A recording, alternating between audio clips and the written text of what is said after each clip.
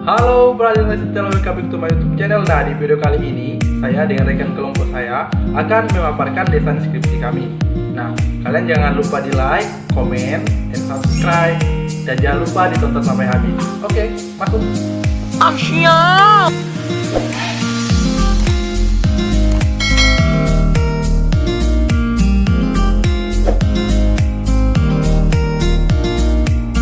Halo, selamat pagi semuanya. Kami dari kelompok 29 akan memaparkan desain skripsi kelompok kami. Terima kasih kepada Ibu Maria Contessa selaku dosen pengampu riset akuntansi keuangan dan teman-teman semua dimanapun kalian berada. Nah, sebelum kita masuk ke desain skripsi tadi, saya akan memperkenalkan rekan-rekan saya terlebih dahulu. Nah, yang pertama ada Lipin dengan nomor NPM 1761223. Yang kedua ada Salomi Hayati dengan nomor NPM 176123998. Baik, judul penelitian yang kami ambil adalah analisis pengaruh cash conversion cycle, inventory turnover, dan struktur modal terhadap profitabilitas pada perusahaan subsektor perdagangan besar di Bursa Efek Indonesia. Nah, saya akan memaparkan latar belakang penelitian. Semakin berkembangnya dunia usaha dan kemajuan teknologi yang semakin pesat, membuat persaingan antar perusahaan menjadi semakin ketat. Untuk menghadapi persaingan di masa yang akan datang dan menjaga kelangsungan hidup perusahaan, maka diperlukan pengelolaan sumber daya yang dimiliki perusahaan secara efektif dan efisien. Salah satu yang menandakan keberhasilan perusahaan dalam mengelola sumber daya yang dimilikinya adalah tingkat keuntungan yang diperoleh perusahaan. Kemudian, profitabilitas. Profitabilitas adalah kemampuan perusahaan dalam menghasilkan laba selama periode tertentu pada tingkat penjualan, aset, dan saham tertentu. Rasio profitabilitas yang dimiliki perusahaan dapat menunjukkan perkembangan perusahaan dari waktu ke waktu. Nah, apabila profitabilitas ini semakin tinggi dari tahun ke tahun, maka kinerja keuangan suatu perusahaan semakin baik. Apabila semakin baik, tentu saja menghasilkan laba yang sangat tinggi. Profitabilitas ini dapat diukur dengan menggunakan ROA atau Return on Asset. Nah, kemudian faktor-faktor yang mempengaruhi profitabilitas.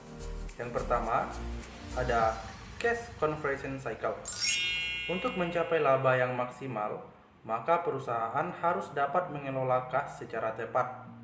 Pengelolaan kas perusahaan dapat dianalisis menggunakan Cash Conversion Cycle. Cash Conversion Cycle ini adalah waktu yang diperlukan perusahaan untuk mendapatkan kas dari hasil operasi perusahaan. Artinya, semakin lama jangka waktu Cash Conversion Cycle, maka profitabilitas akan semakin menurun. Kemudian yang kedua, ada Inventory Turnover. Inventory Turnover atau perputaran persediaan menunjukkan berapa kali rata-rata persediaan diproduksi dan dijual pada periode tertentu. Semakin tinggi nilai rasio inventory turnover, berarti semakin banyak barang dijual dan tentu saja akan menambah pendapatan perusahaan. Di sisi lain, nilai inventory turnover yang tinggi menunjukkan penjualannya yang cepat sehingga mengurangi tingkat keusangan barang dan mengindikasikan perusahaan cukup efisien dalam melakukan manajemen inventorinya. Semakin efisien manajemen inventory, berarti perusahaan semakin menghemat biaya untuk penyimpanan barang. Kemudian faktor yang ketiga adalah struktur modal. Struktur modal adalah perbandingan antara modal asing dengan modal sendiri. Modal asing dalam hal ini adalah utang jangka panjang maupun jangka pendek. Sedangkan modal sendiri terbagi atas laba ditahan dan penyertaan kepemilikan perusahaan. Perbandingan antara kedua modal tersebut haruslah tepat karena perbandingannya berakibat langsung terhadap posisi keuangan perusahaan. Perusahaan akan berusaha memperoleh struktur modal yang optimal. Penentuan struktur modal yang optimal dapat memaksimalkan laba perusahaan. Nah, berdasarkan uraian latar belakang tadi yang sudah saya paparkan, maka permasalahannya dapat dilihat dari sini. Yang pertama, apakah profitabilitas berpengaruh terhadap cash conversion cycle pada perusahaan subsektor perdagangan besar di Bursa Efek Indonesia? Yang kedua, Apakah profitabilitas berpengaruh terhadap inventory turnover pada perusahaan subsektor perdagangan besar di Bursa Efek Indonesia? Yang ketiga, apakah profitabilitas berpengaruh terhadap struktur modal pada perusahaan subsektor besar di Bursa Efek Indonesia? Berdasarkan latar belakang yang telah diuraikan dan agar tidak terjadi penyimpangan pada pembahasan masalah, maka penelitian ini dibatasi pada penggunaan laporan keuangan auditan periode 2014 hingga 2018 pada perusahaan subsektor perdagangan besar di Bursa Efek Indonesia. Kemudian, dapat tujuan penelitian. Yang pertama, untuk mengetahui pengaruh cash conversion cycle terhadap profitabilitas pada perusahaan subsektor perdagangan besar di Bursa Efek Indonesia. Kemudian, untuk mengetahui pengaruh inventory turnover terhadap profitabilitas pada perusahaan subsektor perdagangan besar di Bursa Efek Indonesia. Yang ketiga, untuk mengetahui pengaruh struktur modal terhadap profitabilitas pada perusahaan subsektor perdagangan besar di Bursa Efek Indonesia. Kemudian, didapat tujuan penelitian, saya akan memaparkan manfaat penelitian dari kelompok kami. Yang pertama di sini ada manfaat bagi penulis. Penelitian ini bermanfaat bagi penulis untuk mengembangkan ilmu pengetahuan serta menambah wawasan penulis mengenai cash conversion cycle, inventory turnover, struktur modal, dan pengaruhnya terhadap profitabilitas. Kemudian manfaat yang kedua, di sini ada manfaat bagi pembaca. Penelitian ini diharapkan dapat menjadi bahan pembelajaran dan membantu pembaca dan dalam mengembangkan penelitian yang selanjutnya mengenai cash conversion cycle, inventory turnover, struktur modal, dan profitabilitas. Baik, selanjutnya saya akan melanjutkan presentasi yaitu tentang kerangka pemikiran. Yang pertama, kerangka pemikiran menurut Sudana tahun 2011 halaman 22 yaitu rasio profitabilitas merupakan ukuran kemampuan perusahaan untuk menghasilkan laba dengan menggunakan sumber-sumber yang dimiliki oleh perusahaan seperti aktiva, modal, maupun penjualan perusahaan. Selanjutnya, kerangka pemikiran menurut Fahmi tahun 2016 halaman 80, rasio profitabilitas mengukur efektivitas manajemen secara keseluruhan yang ditunjukkan oleh besar kecilnya tingkat keuntungan yang diperoleh dalam hubungannya dengan penjualan maupun investasi. Semakin tinggi tingkat profitabilitas menunjukkan bahwa perusahaan telah mengelola keuangannya secara efektif dan efisien. Selanjutnya, kerangka pemikiran menurut Harry tahun 2017 halaman 8, return on asset merupakan rasio yang menunjukkan seberapa besar kontribusi aset dalam menciptakan laba bersih. Semakin tinggi hasil pengembalian atas aset, berarti semakin tinggi pula jumlah laba bersih yang dihasilkan dari setiap rupiah dana yang tertanam dalam total aset dan sebaliknya. Selanjutnya, kerangka pemikiran menurut Fahmi tahun 2016 halaman 141. Cash conversion cycle merupakan dana kas yang dipakai untuk menghasilkan produk atau membeli bahan mentah atau bahan setengah jadi atau bahan jadi untuk selanjutnya diproses dan dijual kembali dengan harga yang jauh lebih menguntungkan. Siklus konversi kas mengukur periode yang diperlukan perusahaan untuk mengubah atau mengembalikan kas keluar yang digunakan untuk kegiatan operasional menjadi kas masuk. Artinya, semakin lama jangka waktu cash conversion cycle, maka profitabilitas akan semakin menurun. Selanjutnya, kerangka pemikiran menurut Harjito dan Martono tahun 2013 halaman 58, rasio inventory turnover digunakan untuk mengukur efektivitas manajemen perusahaan dalam mengelola persediaan. Perputaran persediaan menunjukkan berapa kali dana yang tertanam dalam persediaan berputar dalam suatu periode.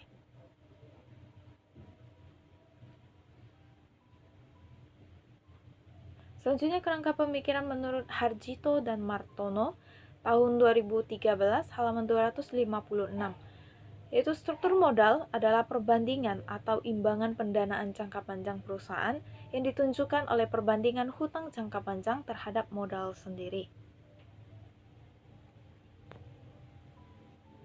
Selanjutnya, kerangka pemikiran menurut Weston dan Kaplan tahun 2010 halaman 19, Struktur modal atau kapitalisasi perusahaan adalah pembiayaan permanen yang terdiri dari hutang jangka panjang, saham preferen, dan modal pemegang saham.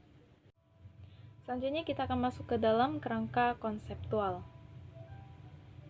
Dapat dilihat bahwa profitabilitasnya yaitu Y, cash conversion cycle-nya yaitu X1, inventory turnover yaitu X2, dan struktur modal yaitu X3. Selanjutnya kita akan melihat hipotesis menurut Sugiono tahun 2018 halaman 64. Hipotesis merupakan jawaban sementara terhadap rumusan masalah penelitian, di mana rumusan masalah penelitian telah dinyatakan dalam bentuk kalimat pernyataan. Berdasarkan uraian kerangka pikiran penelitian tersebut, maka penulis menarik hipotesis sebagai berikut. Hipotesis 1 yaitu cash conversion cycle berpengaruh negatif terhadap profitabilitas. Dapat dilihat bahwa pada saat cash conversion cycle-nya naik, maka profitabilitasnya akan turun. Hipotesis 2 yaitu inventory turnover berpengaruh positif terhadap profitabilitas. Dapat dilihat pada saat inventory turnover-nya naik, maka profitabilitasnya juga akan naik. Hipotesis 3 yaitu struktur modal berpengaruh negatif terhadap profitabilitas. Dapat dilihat bahwa pada saat struktur modalnya naik, maka profitabilitasnya akan turun.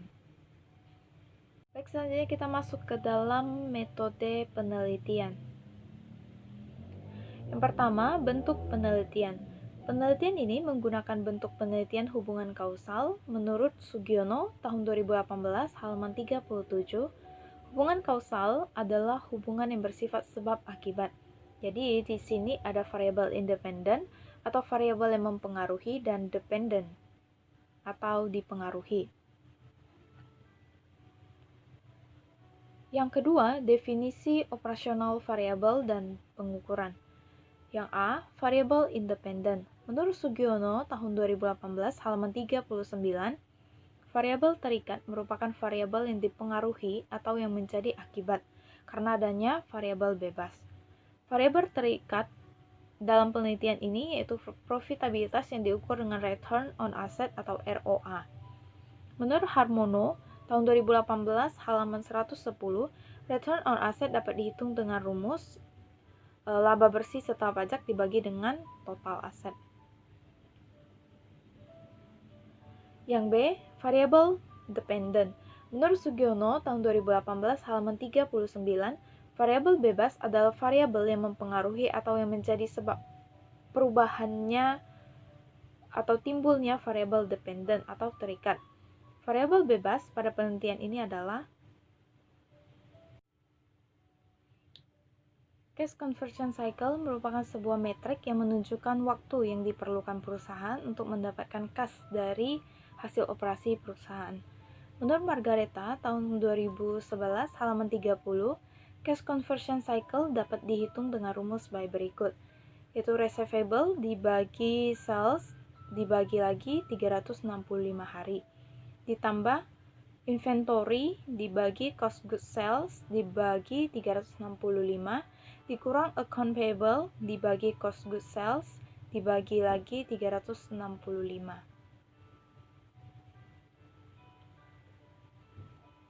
Berikutnya inventory turnover.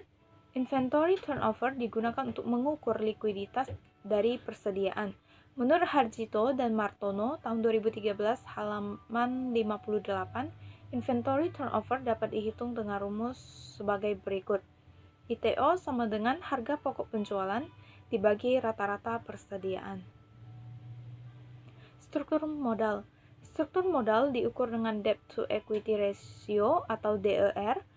Menurut Najmuddin tahun 2011 halaman 87, debt to equity ratio dapat dihitung dengan rumus sebagai berikut, yaitu total hutang dibagi modal sendiri. 3. Metode pengumpulan, pengolahan, dan penyajian data. A. Instrumen penelitian. Teknik pengumpulan data yang digunakan dalam penelitian ini adalah studi dokumentasi. Studi dokumentasi adalah teknik pengumpulan data dengan mempelajari data-data sekunder yang diperoleh dari dokumen dan laporan keuangan perusahaan yang berkaitan dengan masalah yang diteliti. Penelitian ini menggunakan data laporan keuangan perusahaan subsektor perdagangan besar di Bursa Efek Indonesia pada periode 2014 sampai dengan 2018. B. Populasi dan sampel. Populasi, menurut Sugiono tahun 2018 halaman 80, populasi adalah wilayah generalisasi yang terdiri atas objek atau subjek yang mempunyai kualitas dan karakteristik tertentu yang diterapkan oleh peneliti untuk dipelajari dan kemudian ditarik kesimpulannya. Populasi pada penelitian ini adalah perusahaan subsektor perdagangan besar di Bursa Efek Indonesia sebanyak 39 perusahaan.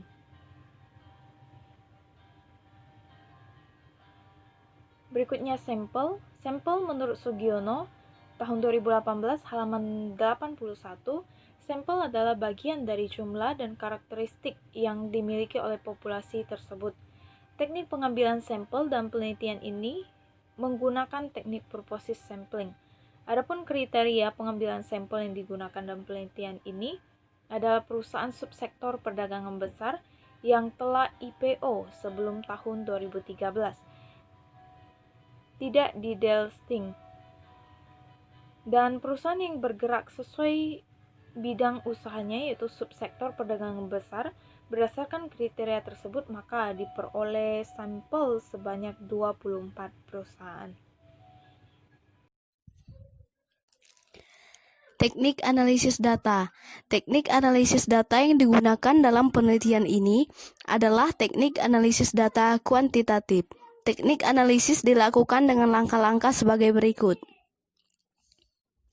Data deskriptif. Menurut Sujarweni, tahun 2016 halaman 43, statistik deskriptif bertujuan untuk menggambarkan karakteristik data.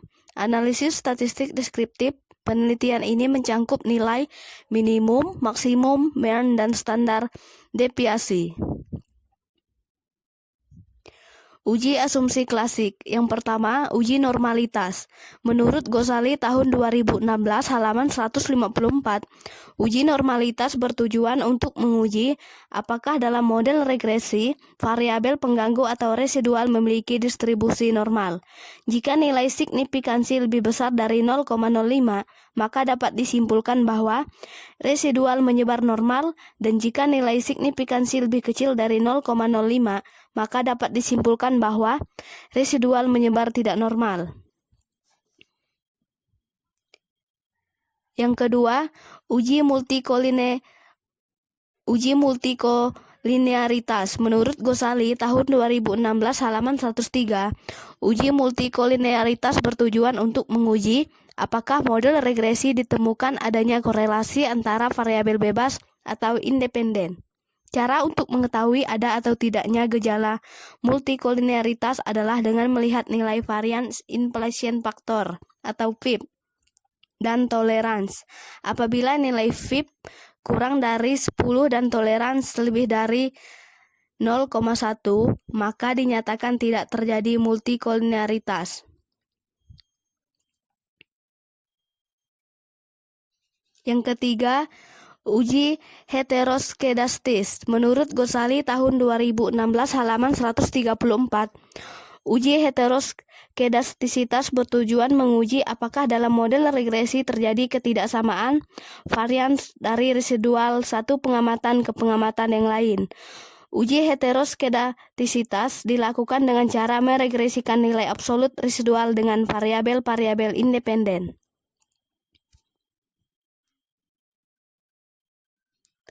Yang keempat, uji autokorelasi. Menurut Ghazali tahun 2016 halaman 107, uji autokorelasi bertujuan menguji apakah dalam model regresi linier ada korelasi antara kesalahan pengganggu pada periode T dengan kesalahan pengganggu pada periode T sebelumnya. Prasyarat yang harus dipenuhi adalah tidak adanya autokorelasi dalam model regresi. Analisis pengaruh cash conversion sale inventory turnover, struktur modal, dan terhadap profitabilitas. Analisis linear berganda menurut Basuki dan Prawoto tahun 2016 halaman 45. Regresi linear berganda. Analisis regresi dengan dua atau lebih independen variabel. Persamaan regresi yang digunakan adalah menggunakan rumus sebagai berikut. Y sama dengan alpha ditambah B1 X1 ditambah B2 X2 ditambah B3 X3 ditambah E. Dengan keterangan Y merupakan profitabilitas, alpha merupakan nilai konstanta, B merupakan koefisien determinasi, X1 merupakan cash conversion sale, X2 merupakan inventory turnover, X3 merupakan struktur modal, E merupakan error. Uji koefisien determinasi. Menurut Basuki dan Prawoto tahun 2016 halaman 14, koefisien determinasi adalah konsep pengukuran seberapa baik garis regresi cocok dengan datanya atau mengukur presentasi total varian Y yang digunakan. Uji hipotesis. Uji F digunakan untuk mengetahui kelayakan model penelitian. Kriteria pengujian menurut Priyatno tahun 2013 halaman 49. Nilai signifikansi lebih kecil dari 0,05, maka model penelitian layak. Uji T. Menurut Gosali tahun 2016 halaman 171, uji T digunakan untuk mengetahui pengaruh masing-masing variabel independen terhadap variabel dependen. Jika nilai signifikansi lebih kecil dari 0,05, maka HHO ditolak, dan sebaliknya, jika nilai signifikansi lebih besar dari 0,05, maka HO diterima.